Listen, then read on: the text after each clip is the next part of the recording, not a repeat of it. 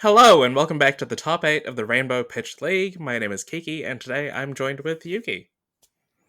Hi, everyone. Honored to be here casting this exciting top 8 game. Fantastic. And this week we are sponsored by Legend Story Studios, Fabrary, TCG TED, Premier Card Grading, Metal Fab Tokens, The Realm Games, Fresh and Buds, and Melody Lakes. So it looks like we're starting off with Viserai this game, going first, and we're already going in with a Movian Skies, and I think that's a red Spellblade Assault.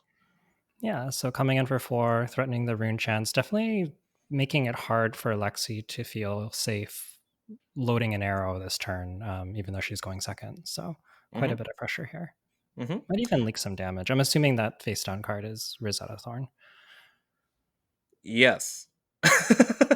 Most likely a weapon. But yeah, normally you wouldn't want to attack it going turn 0 into a hero unless you have like some sort of dominate effect. But you make a really good point about the Voltaire activation kind of using cards in your opponent's turn going Oh, there's second. the Rosetta Thorn. So we do get a block here for 5, and it looks like we're getting a Rosetta Thorn for 2 and 2 and 1. Yep. So 5 damage coming in. 2-2-3. Sorry? Yeah. 2-2-3 because of the Spellblade. Mm. Yeah. Oh, I was thinking the one rune chant coming in as well. Um, so we're getting an arcane barrier on 2 of this.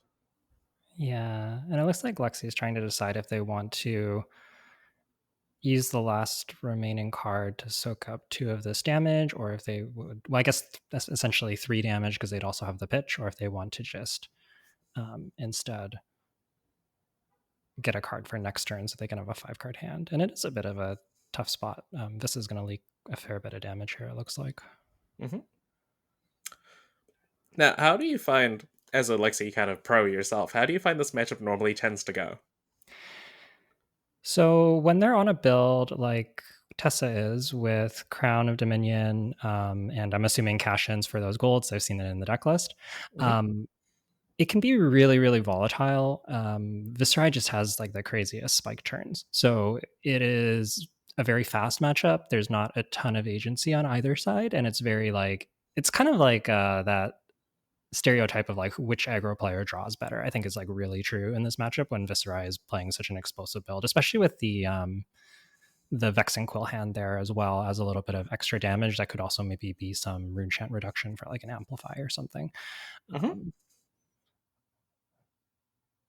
So we're starting off this turn with a Searing Shot red from Robin's side with Go Again, and it looked like she did kind of opt for that 5-card hand turn by putting that Heat Seeker in from her hand on the first turn of the game. Being vanilla damage functionally, comes in for 5, and we're going in for the second arrow, most likely giving Go Again. Oh, Heat Seeker. The second Heat Seeker here is a little bit awkward in Mm-hmm. that the trigger is not a May. Mm-hmm. It's a must. You have to put the card in from the top of the deck face up, and it doesn't look like Robin has enough pitch here to clear the arsenal with the last Heat Seeker. So potentially could get 2 arrows in there and have to blow snaps early. There's not much you can do about it. You kind of just have to go for it, but it is, Yeah. not ideal for sure. Oh, actually, no. There's an extra card. Sorry, my Yeah. mistake. Yeah. But still, if Yeah. both Heat Seekers hit, you can wind up with, who knows? It could work out fine. It could be a little bit of a scary arsenal, but you do have the snap, so it's not a disaster. You can see that life total just already at 25. It's going to be, that's quite the hits off the top. A Bolton shot and Mm-hmm. a Rain Razors. Oh my goodness. I can't quite tell if that's a blue or a red Bolton shot, but either way, it's going to get that bonus from that Rain Razor, so it kind of solves the problem we were just thinking about having both of your arsenal slots filled face up. And I've also noticed on Tessa's side, there's only 2 points of like defense on the equipment. Um, so it's going to be kind of hard to kind of stop these 5 damage arrows potentially from getting their on hit effects. So this looks like a yellow Mob Skies into a Reek Corruption, threatening a discard on hit, which Mm-hmm. is quite nice in this spot considering I imagine Robin most likely wants to keep her hand when she has 6 cards with a Rain Razors and a Bolton Shot. Yeah. So this Viserai build kind of feels like it's kind of built to force blocks. It doesn't have as many of the vanilla damage sort of Runeblade cards that I've seen, but it does have things like this where it is going to demand cards out of your hand whether you take the damage or not. Um, Yeah. And I imagine Lexi's just sort of like priced into blocking here. mhm. Maybe if her hand's really, really good, but the 2 rune chance and the discard is just so much value on hit. Yeah. Um, we'll see what Robin chooses here. Is there a world where you kind of block this out and then you maybe throw the Bolton shot forward and not use the Rain Razor so you can put a different arrow in there? Maybe something a bit more powerful? Because I think it's a blue. Yeah, that seems like a pretty likely play pattern here. Just sort of hope that your next turn can be better, but it really does depend on what's in Robin's hand here. If there's like a 3 of a kind or something, then that could also completely change things. Could block some Hmm. cards and refill. Yeah, it'd be pretty good if there's a three of a kind in his hand. But we are kind of taking a while to contemplate on the blocks here, which makes me think maybe it's not so straightforward potentially. Yeah, it's quite awkward. You don't really want to take this, but blocking 2 cards on this also feels Hmm. pretty bad. It's sort of interesting. The bullseye bracers and the like, as strong as a card as that is, this attack would be a lot less scary with Hornet Sting in the future. But we're still with bullseyes, and not Uh-huh. having access to that one block for the pesky breakpoint of 4 is just it's a Hmm. lot. And it looks like we're just taking it and discarding a yellow Winter's Bite. And here we have a Swarming Gloomveil. Now, 3 rune chants have been made, so we're triggering all of the effects on this.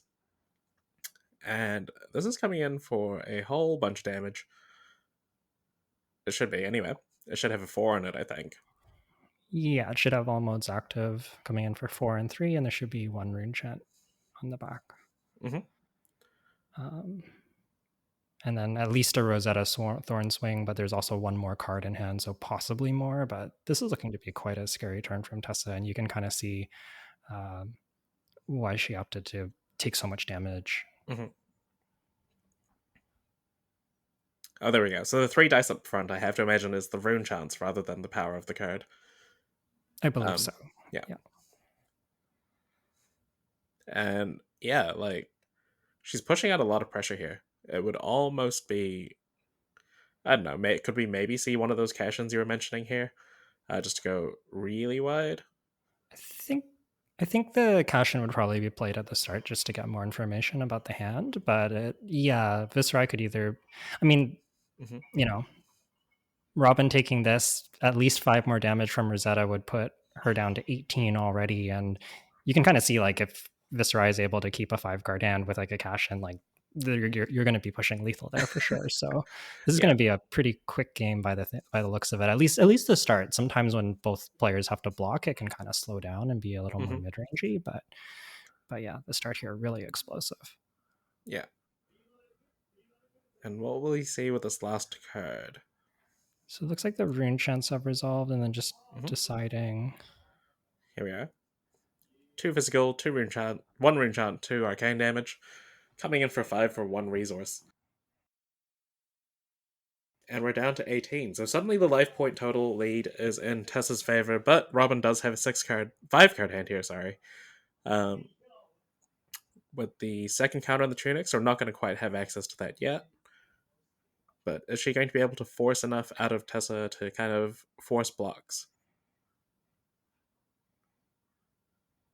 The kind of neat thing about the arsenal situation here for Robin as well is that she's going to be able to clear both slots from the arsenal immediately. So not only is she going to have the ability to play arrows again, but she could maybe try to set up for another 6 arrow turn potentially the following turn. Yeah, and also threatening the reload on the Bolton shot here, Mm. which it's one of those things, you don't really know how relevant it is, but if Robin has 2 1-cost arrows, for example, that reload could absolutely matter here. So Hmm. um, definitely a threat here, and I believe this is a blue coming in for 2, but we have to imagine that Rain Razor is going to be pushing it up to 4. Mm-hmm. I'd be surprised if it was the Snapdragon scalers that gave this go again. Yeah, after taking so much damage, I would be shocked too. So yeah, that looks like 4 with go again, so it was a blue. Mm-hmm. And will we see the reload, or is she just going to use the Voltaire to kind of get the +1/go again bonuses? Pitching another blue Bolden shot, this time putting a Searing shot in for 6 with go again. 1 card left in hand, 2 resources remaining. Yeah, probably not. So with the 1 cost in hand, Robin can comfortably pay for a 1 or a 0 cost hero here, and just electing to get that +1 out of the Voltaire instead of the reload, which makes a lot of sense. Mm-hmm.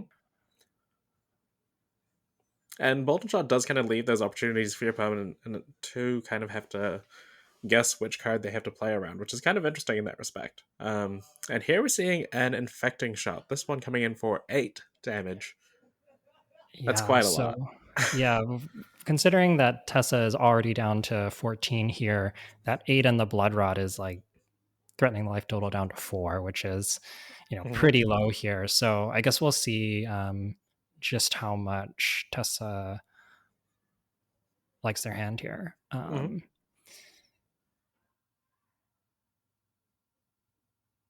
Yeah, it would be interesting to see. 4 is quite low, but perhaps between like the 5 cards that she has access to, um, it could quite be enough to kind of force Robin to block again, or if she has some of those on hits, perhaps.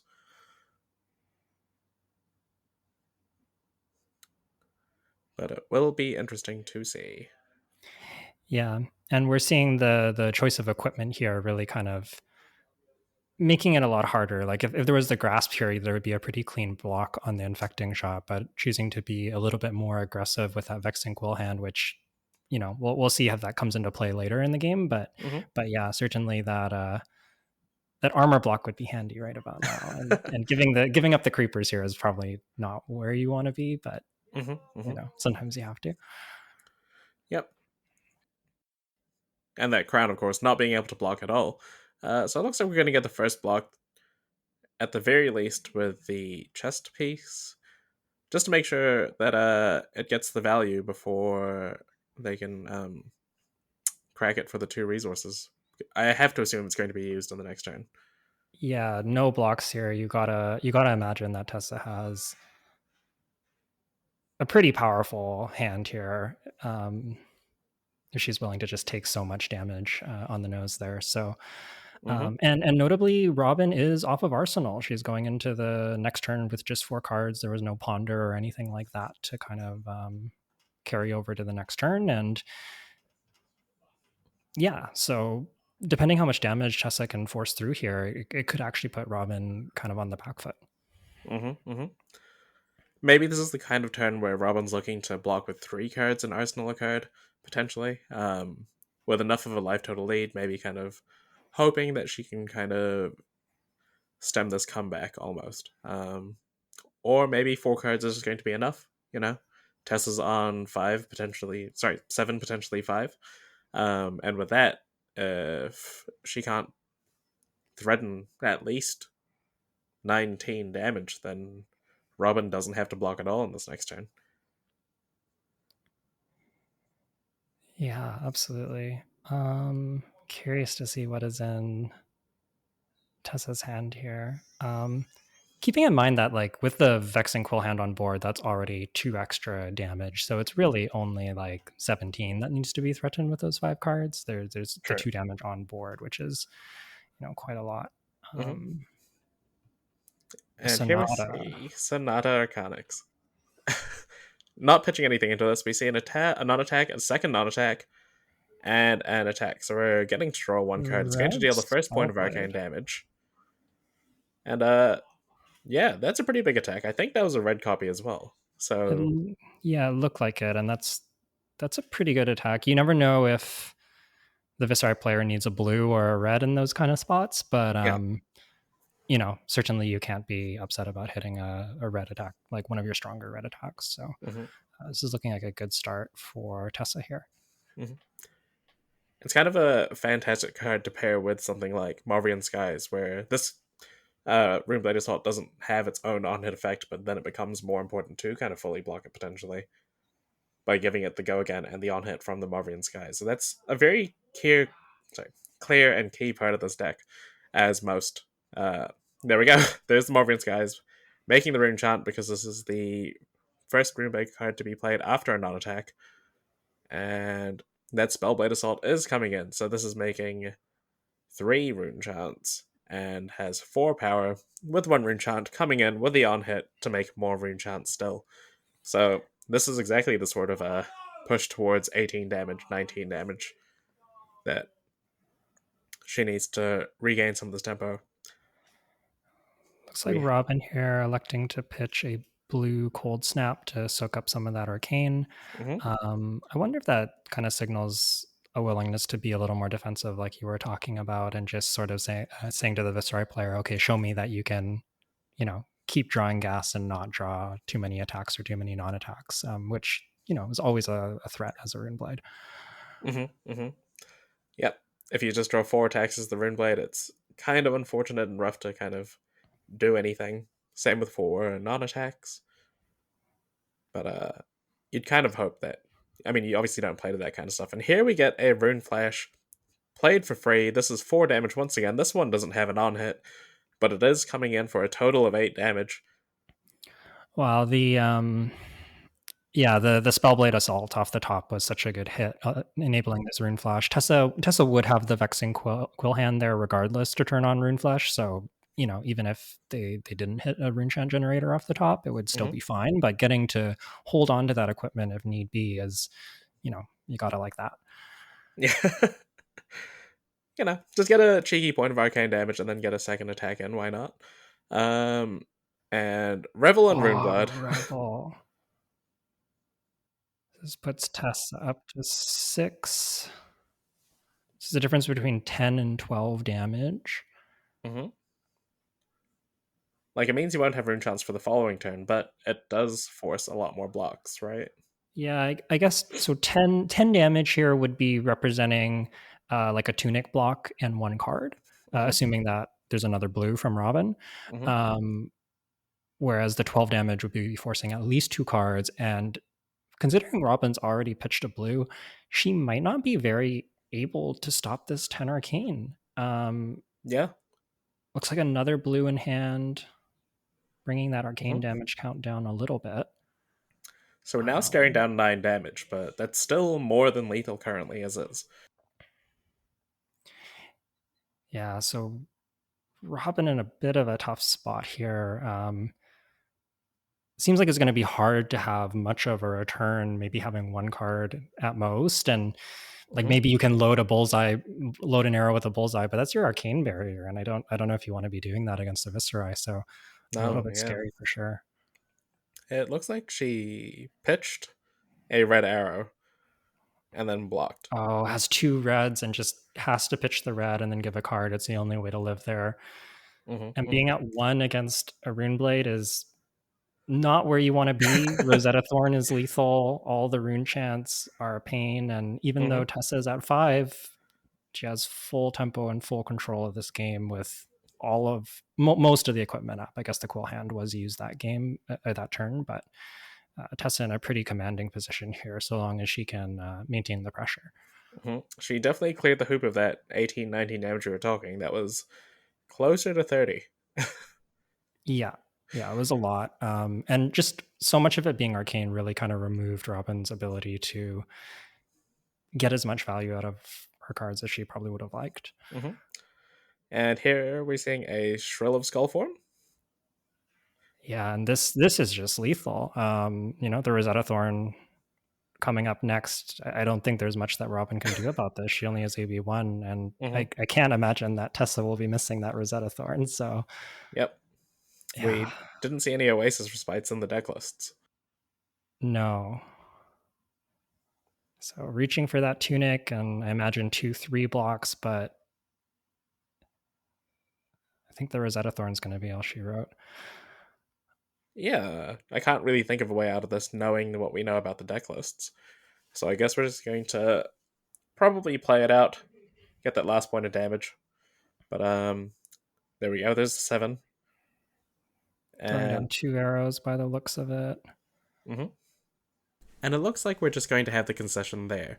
So, on behalf of the Rainbow Pitch League, myself, and Yuki Lee Bender, thank you for taking time to watch our top 8 game, and we will see you for game number 3 of the top 8.